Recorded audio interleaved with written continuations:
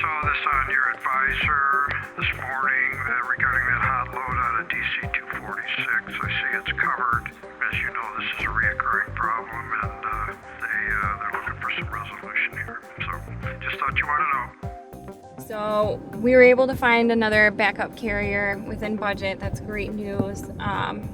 We were able to call their customer and let them know that the driver will be about an hour late, and they were able to accommodate that appointment.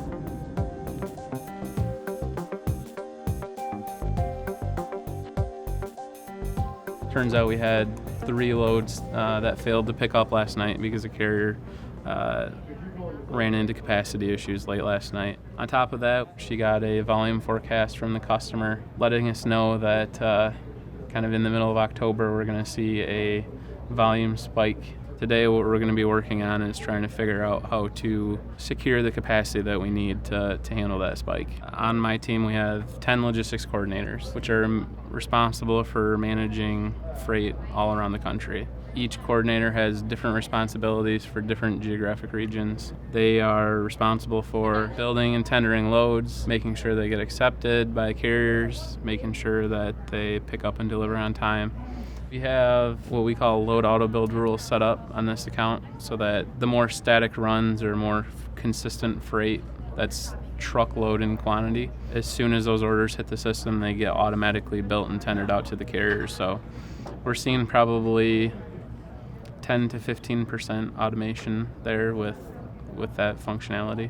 And then we also have vector optimization jobs that run and are looking for consolidation opportunities, and we'll auto-tender that stuff out as well. We have a unique opportunity because when I talked to Mike this morning, he said the problematic lane that they're having is going to San Juan from Michigan.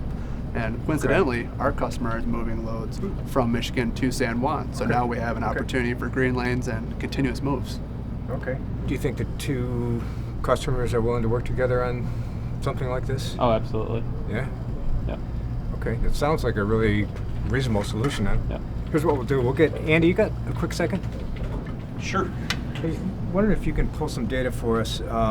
They'll give you the information as far as the volumes and the timing and the time frame that is, origin, destination type of stuff. If you can pull some data from the network and then give us, what that looks like. Sure. Okay. Sounds good. Perfect. Perfect. Thanks, guys. Thank you. From a strategic standpoint, everyone is focused on what is the numbers telling us to do. We're all making metric-based decisions. We've got a number of groups supporting us within managed services to really understand, where's the opportunity in that data. That includes the procurement services group. They're identifying, trends from a rating standpoint, from a capacity availability relative to supply and demand. We're working with our engineering group to understand network design and how can we find the lowest cost to serve solutions and make that happen in that tactical day-to-day decision making. So we can bring all these recommendations back to our customers based on what is the data telling us we should be doing to achieve both our cost and service goals. So I've put together a couple of reports you can see up here that just shows the green lanes. And then I'm also going to set up the supply chain monitor just so that we can track and make sure that these loads are both picking up and delivering on time. And also set up some automated tender activity reports just to confirm that the right carriers are accepting the loads. Okay, yeah. Do you know about how many extra loads per week you're expecting? We're looking at about 25 extra loads per week. Okay, yeah, sounds good. I'll make sure to reach out to our carriers today and we can set up a conference call and get the ball rolling. Perfect.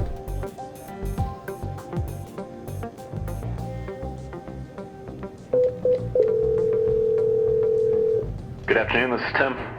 Hey, Tim, John Hamlink, how are you? Good, how are you? Great. You got a second? I do. Perfect.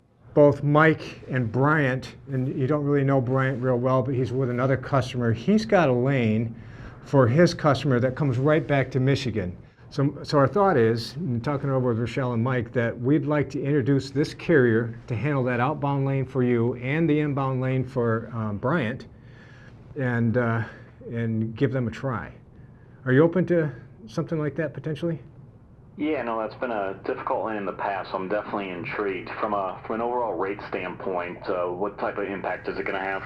Yeah, that's great. And this is this is probably the best part of it. Not only are we going to improve service, but being that we have captured capacity going down and now coming back, the carrier is going to realize perfect utilization, all miles paid. So we're actually able to reduce the rate just a bit, and you'll get that realization of a rate reduction. No, I think that sounds good. I think we should try it out. This is a great starting point. I appreciate the effort, and thanks, and I look forward to discussing it more.